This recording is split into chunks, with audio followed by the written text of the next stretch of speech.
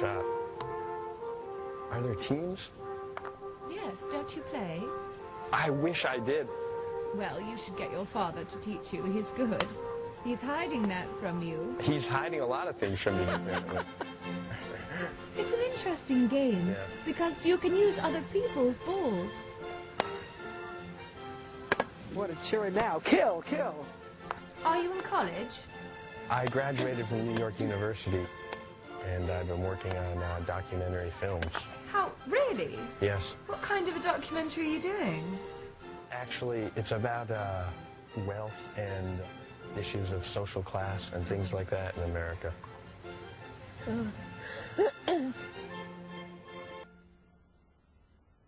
This is really what makes a family great. The center of a family, what I see is a white, beautiful sphere of pulsing energy, inside of which all of you sit. And you're all atoms growing energetically, helped by each other. And that I know I'm a lucky guy. puts out energy, doesn't it? My great-grandfather started the Johnson & Johnson pharmaceutical company, and my father inherited a fortune worth $1 billion. Frankly, delight. It's obvious that my dad doesn't want to talk to me, and I think I know why.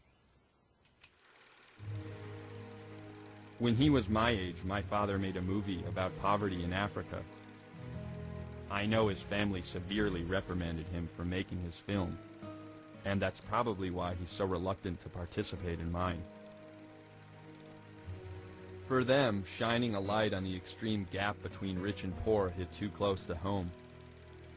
The wealth gap is hard for rich people to acknowledge anywhere in the world, especially when it's in their own backyard.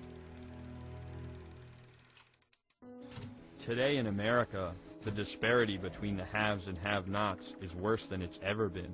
Now the top 1% of Americans, like my family and me, own roughly 40% of the country's wealth, and we share an aggregate net worth that is greater than the net worth of the bottom 90% of individuals combined. Even though the last 28 years have brought America the largest economic boom in the history of finance, most of the rewards have gone to those who were already at the top of the ladder, and they still do. Average members of the 1% now earn over $1 million a year, while a majority of Americans earn close to $35,000, which is what the average CEO earns for less than 1 day of work.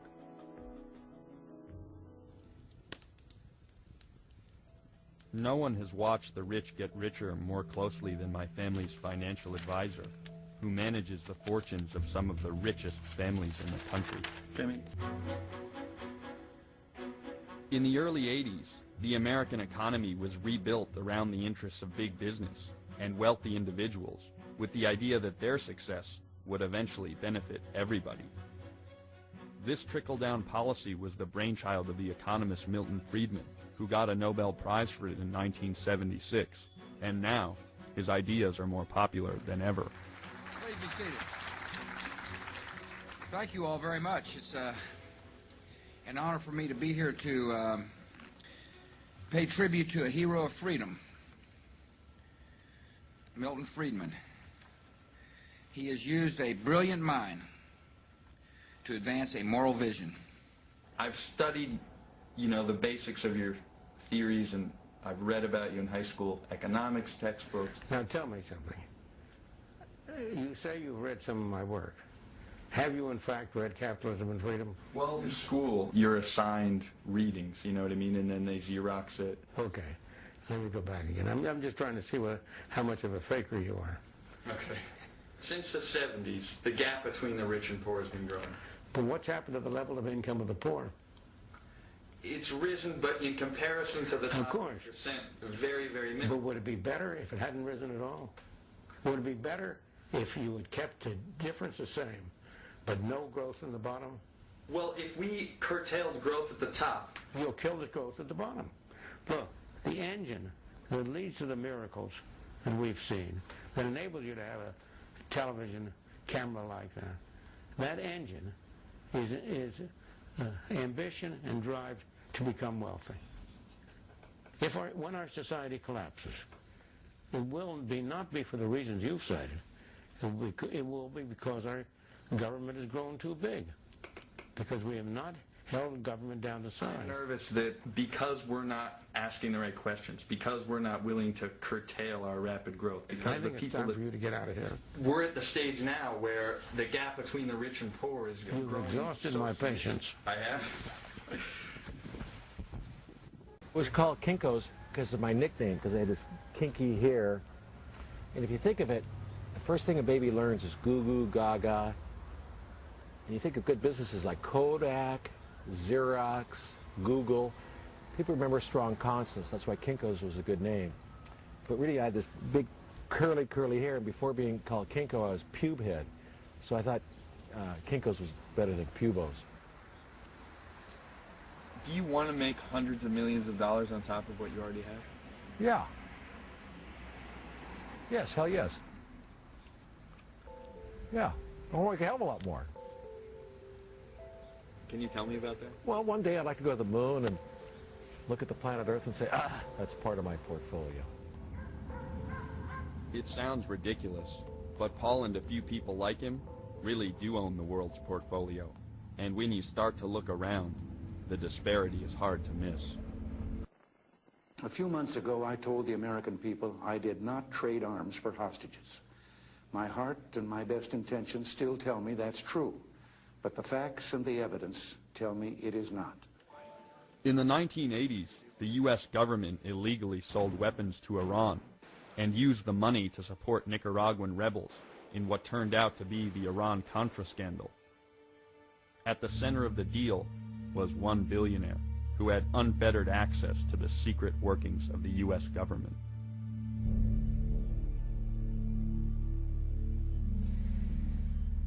We got involved in this Iran-Contra story, which unfortunately backfired a little bit on everybody.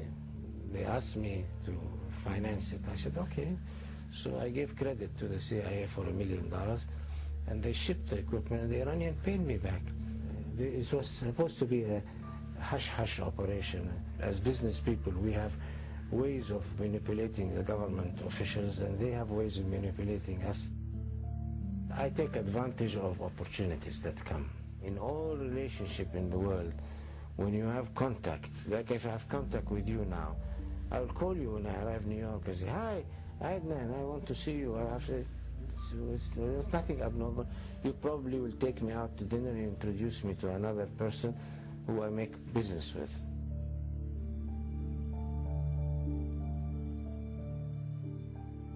You would say you're not an arms dealer and you never were? No.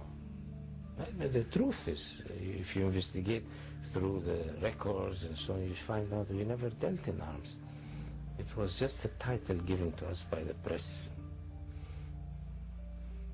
But when you helped connect the United States government and the Saudi government over sales of weapons, what would you call that?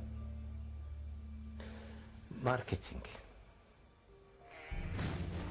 Well, I would be in the same boat as 98% of the people I know. I do meet people today who say, it's hard to get by on 50 million, you know, I need more. I think those people are sick, you know, to need that much to have a good life. I mean, I think you got to take a look at yourself there, buddy. You know, if you feel like you don't have enough at that point.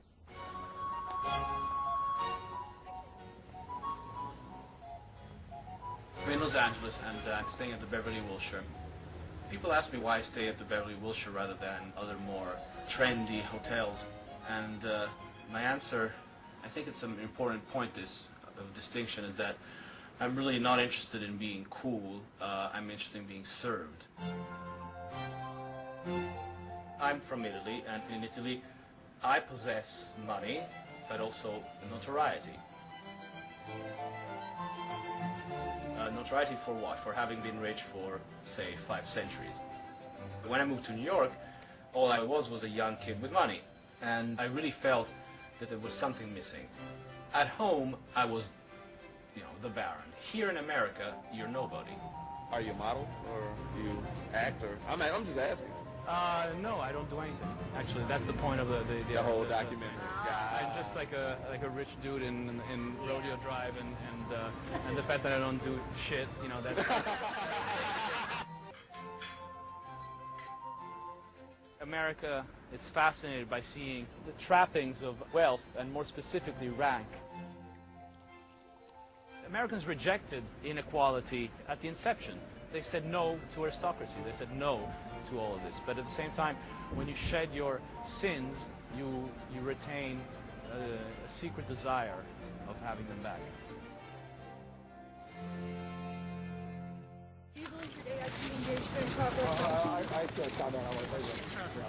In America, some of the richest citizens are treated like aristocracy, even when they go to great lengths to control how the public perceives them. When I contacted Warren Buffett about this film, he refused to talk. But a friend introduced me to his granddaughter, and she invited me to her home to show me what life is like in the second richest family in the world.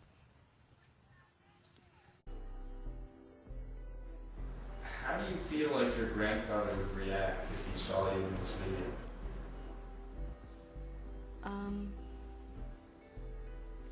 I definitely fear judgment. Money is the spoke in my grandfather's wheel of life. Their people are coming from a place of love or fear, and fear drives us to want to hold on to things and not share because we're afraid that there's not enough for ourselves, and if we let go, you know, we're going to not have enough for ourselves. Fear is what stops most wealthy people from talking about their money. In many cases, children in wealthy families are nervous that they're going to get punished for what they say. I don't think Nicole or I expected how severely her grandfather would react to her presence in this film. If we had a slightly more aggressive tax system and supported the bottom, you would have less growth, and the bottom would be poorer, would in the end up worse off. You would do harm, not good. Look, people don't pay those high taxes. They find ways of getting around it. And you're never going to be able to stop them from finding ways to get around it. I mean, I think there's definitely merit to that, and I certainly wouldn't advocate socialism. Well, you are advocating, excuse me, don't talk that way. You are advocating socialism. That's exactly what you're advocating. You're just not willing to call it socialism. I'm just advocating a slightly more progressive tax structure. That's socialism.